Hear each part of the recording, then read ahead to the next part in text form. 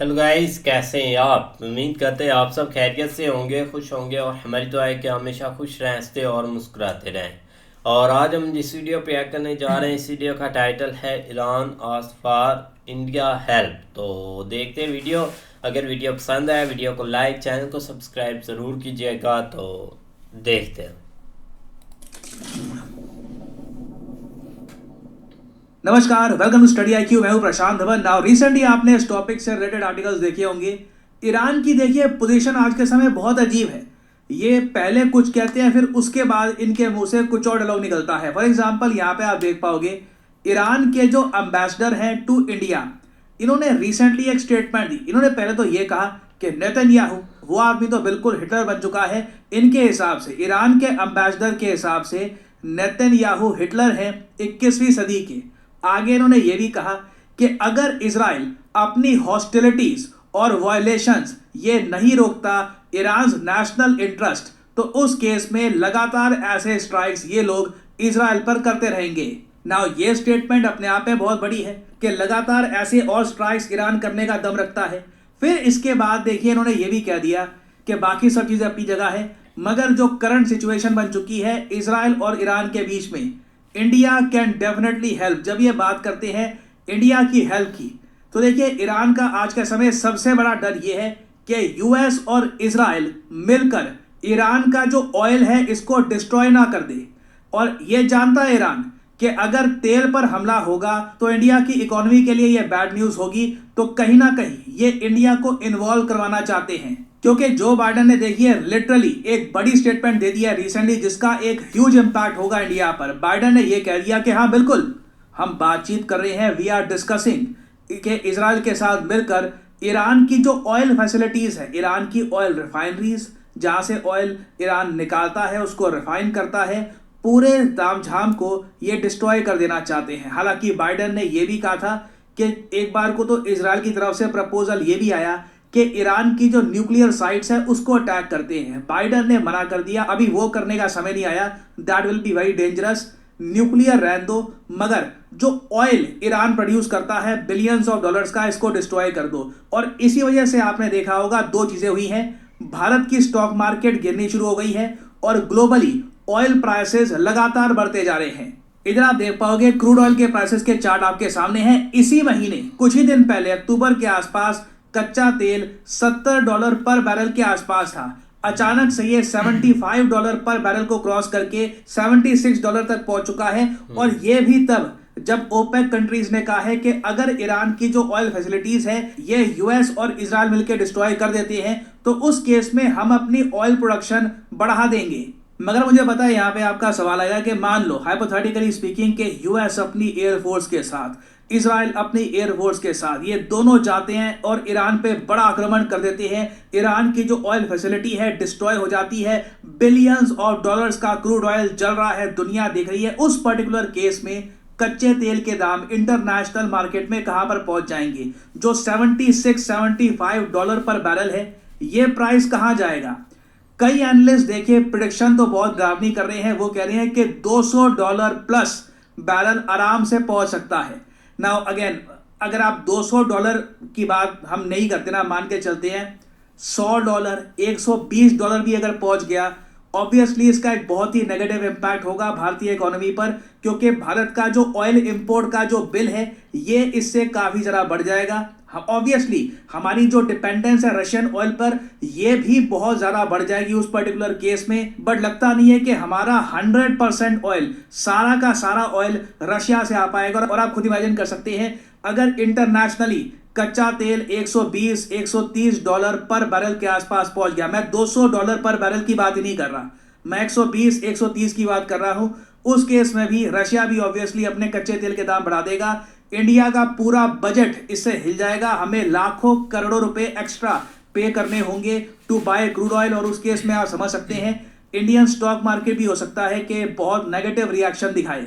और इसी बीच जब न्यूज ये आती है कि भारतीय नौसेना के 3 वॉरशिप्स, जी हां 3 naval warships, INS Shardul, INS तिर और आईसीजीएस वीरा, ये सब ईरान के बंदर अब्बास पोर्ट में पहुंच गए हैं, तो लोगों ने स्पेकुलेशन करना स्टार्ट कर दिया कि क्या ये एक स्ट्रैटेजिक रिस्पॉन्स है क्या इंडिया इजराइल और यूएस को बता रहा है कि बस बहुत हो गया, मैसिव डैमेज मत कर देना ईरान को, इससे पूरा रीजन ही सफर करेगा? देखिए, इंडिया के डेफिनेटली मेजर इंटरेस्ट हैं ईरान में। कई इंडियंस मैंने देखा था कि सेलिब्रेट कर रहे थे कि देखिए ईरान की डिस्ट्रक्शन हो जाएगी। Believe me, as Indians we do not want an Iran that is destroyed. देखिए, हमारे हित में यह होगा कि ईरान की अगर ज्यादा फ्रेंडली अप्रोच हो हमारे फ्रेंडली कंट्रीज के प्रति, जैसे कि यूएस, जैसे कि इजराइल, जो भी ईरान का बहुत ज्यादा हॉस्टाइल एटीट्यूड है कि हिजबुल्लाह को सपोर्ट करना, ये सब, अगर ईरान ये सब छोड़ के एक ज्यादा फ्रेंडली कंट्री बन जाता है, ये इंडिया के लिए बेस्ट केस सिनेरियो होगा। ईरान को अगर मान लीजिए बड़ा अटैक होता है तो इसका नेगेटिव इम्पैक्ट ऑलमोस्ट हर एक कंट्री फेस करेगा। और भारत तो देखिए दुनिया का अकेला देश है जिसके दो बहुत ही इंपॉर्टेंट इकोनॉमिक कॉरिडोर ये ईरान से या फिर ईरान के पास से होकर गुजरते हैं। अगर हम बात करें आईमैप कॉरिडोर की, India middle east economic corridor, तो उस कॉरिडोर में भी देखिए ईरान के साथ दोस्ती बहुत इंपॉर्टेंट है, क्योंकि उस कॉरिडोर की भी बहुत सारी चीजें बिल्कुल ईरान का जो कोस्ट है वहीं से होकर गुजरेगी। फिर अगर हम बात करें नॉर्थ साउथ ट्रांसपोर्ट कॉरिडोर, तो वो कॉरिडोर तो बिल्कुल ईरान से होकर ही गुजरता है। तो बिल्कुल भारतीय वॉरशिप्स ईरान में है, मगर हम कोई स्ट्रैटेजिक रिस्पांस नहीं दे रहे। हम कोई यहाँ पर यूएस इजराइल को ये नहीं बता रहे अपनी वॉरशिप्स भेजकर कि कुछ कर मत देना। इंडियन नेवी देखिए, इंडियन नेवी का पहला ट्रेनिंग स्क्वाड्रन गया है बंदर अब्बास ईरान में। ये विजिट पहले से ही शेड्यूल थी और 3 इंडियन वॉरशिप्स को ईरान में जाना ही था। तो ऐसा कुछ नहीं है कि इंडिया कुछ, आप कह लीजिए, नेवी अपनी भेजकर यूएस को बता रहा है कि कुछ कर मत देना। There is nothing like that. इस पर काफी आर्टिकल्स पब्लिश हो रहे हैं, बट इन रियलिटी बात देखिए जहां तक पहुंच गई है, इंडिया भी इस वक्त इजराइल को नहीं रोक पाएगा। I mean United nation security council भी इजराइल को नहीं रोक पा रहा। इजराइल ने यूनाइटेड नेशंस के चीफ को यह कह दिया कि इस आदमी की एंट्री बैंड है इजराइल में, अगर ये इजराइल के आसपास दिख गया तो इसको ये अरेस्ट कर लेंगे। ये लैंग्वेज अगर इजराइल यूज कर रहा है यूनाइटेड नेशंस के लिए, यूएन सिक्योरिटी काउंसिल के लिए, तो इस वक्त देखिए इजराइल किसी की नहीं सुनेगा, ना यूएस की सुनेगा। बस देखना हमको ये होगा कि बाइडन ने जो ये बात बोल दी है कि बिल्कुल इस पर हम डिस्कशन कर रहे हैं, ये डिस्कशन रियलिटी में कितने कन्वर्ट होते हैं, क्योंकि मैं आपको बता दूं ग्लोबल इकोनॉमी पर इसका बड़ा इंपैक्ट आने वाला है। फॉर द टाइम बीइंग देखिए हम सब वेट एंड वॉच कर सकते हैं। सब कुछ इस वक्त बेंजामिन नेतन्याहू पर ही है, वो जो डिसाइड करेंगे उसका बड़ा इंपैक्ट पूरी दुनिया पे होने वाला है। तो कुछ अपडेट्स आती हैं, obviously I will make updated video for all of you. और फाइनली यहाँ पे मैं आप लोगों से एक सवाल पूछूंगा। क्वेश्चन ये है कि वो कौन सा देश है जो पहला first ever kho kho world cup 2025 में होस्ट करेगा? ये है यहाँ पे आपकी ऑप्शंस, पाकिस्तान, भारत, श्रीलंका या फिर ईरान। कमेंट सेक्शन में करिए उत्तर। जो लोग देंगे सही आंसर उनकी कमेंट को मैं हार्ट दे दूंगा ताकि बाकी लोग समझ पाएं कि सही उत्तर क्या है। और फाइनली आप लोगों के लिए बिल्कुल यार, बहुत ही इंटरेस्टिंग टॉपिक है। और अगर इस बात को देखा जाए ना, तो जब से ईरान की तरफ से ये हुआ है ना, तब से हम काफ़ी ये देख रहे हैं, कभी यूएसए, कभी मतलब जितने भी यूरोपियन देश हैं ना, उन्होंने यही ईरान को ना सीधा सीधा एक बताया है कि आप पर ना जल्दी से जल्दी कुछ एक बड़ा होने वाला है। और सुबह शाम जिसको भी न्यूज़ आर्टिकल को देख ले, कभी कोई, और ऊपर से यही बातें हो रही हैं कि जो भी ऑयल रिफाइनरी हैं या जो भी ऑयल के रिज़र्व है ना, वहीं पर ये किया जाएगा ताकि ईरान है ना वो बिल्कुल बहुत ज़्यादा डैमेज हो जाए।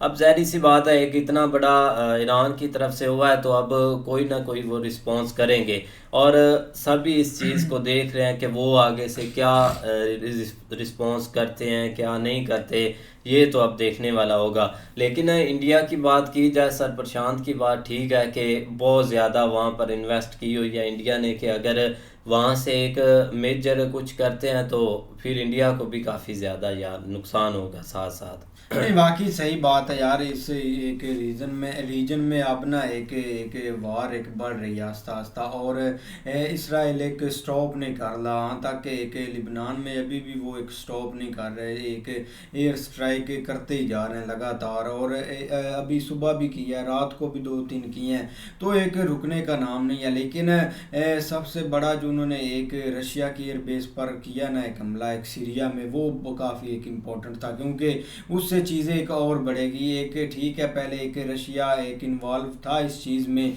लेकिन अब वो एक ओपनली एक इन्वॉल्व होगा। अब देखो ना एक इसराइल को भी पता है कि एक कहाँ से उनको मतलब कि एक मेजर एक नुकसान हो रहा है, तो एक इसराइल एक रशिया को ज़रूर पहले डैमेज करेगा अगर वो एक ईरान पर इतना बड़ा एक मंसूबा बना रहा है। तो अब एक बात करें ना तो ऐसे एक प्लान ना तो एक सोशल मीडिया पर बताए जाते हैं, ना जो बाइडन एक सीधी बात बताएगा कि हमने एक क्या करना है। हाँ ये हो सकता है कि एक इसराइल के जो एक सिविलियन है ना उनको कुछ नहीं हुआ था, तो शायद ये भी कुछ ऐसा करें कि जिससे इनको मतलब कि एक इकोनॉमिक एक नुकसान हो एक लंबे अरसे तक, या कुछ और भी कर सकते हैं, लेकिन एक करेंगे ज़रूर।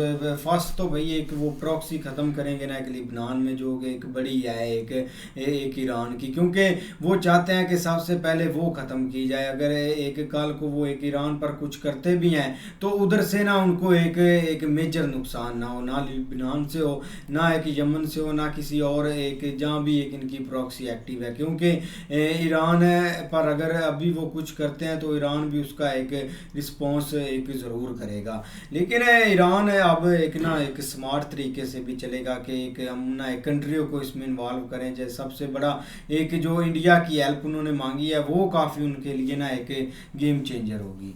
नहीं बिल्कुल, देखो ना कि एक थोड़े बहुत इंटरेस्ट तकरीबन हर कंट्री के दूसरे कंट्री के साथ होते हैं, लेकिन एज जब चीज़ें चल रही होती हैं तो जज्बाती हम तो हो जाते हैं कि यार ये इस तरह हो जाना है, ये ख़त्म हो जाना है या ये। लेकिन यार देख लो कि अभी अगर वो ऑयल के ऊपर कोई इस तरह का सीन करते हैं एक इसराइल या एक यूएसए मिलके, तो उसका इम्पैक्ट हमारे रीजन में खासकर काफ़ी पड़ेगा, क्योंकि हमारे तो भाई इधर पाकिस्तान में सारा तेल या बिरानी आ रहा है। दूसरा तो अब ये पता नहीं एक मतलब को थोड़ा कर गए, लेकिन एक स्मगल होके कह लें जैसे भी ये इधर बहुत ज़्यादा उसकी खपत है।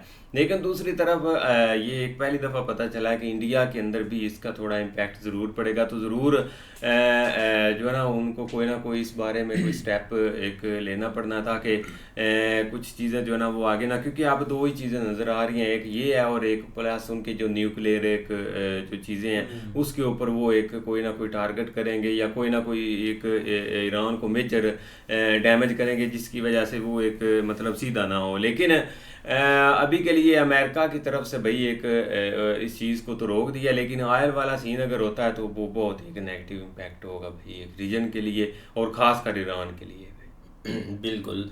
तो उम्मीद करते हैं आपको वीडियो पसंद आएगी। अगर पसंद आए वीडियो को लाइक, चैनल को सब्सक्राइब ज़रूर कीजिएगा। मिलते नई वीडियो के साथ, तब तक के लिए अल्लाह हाफिज़।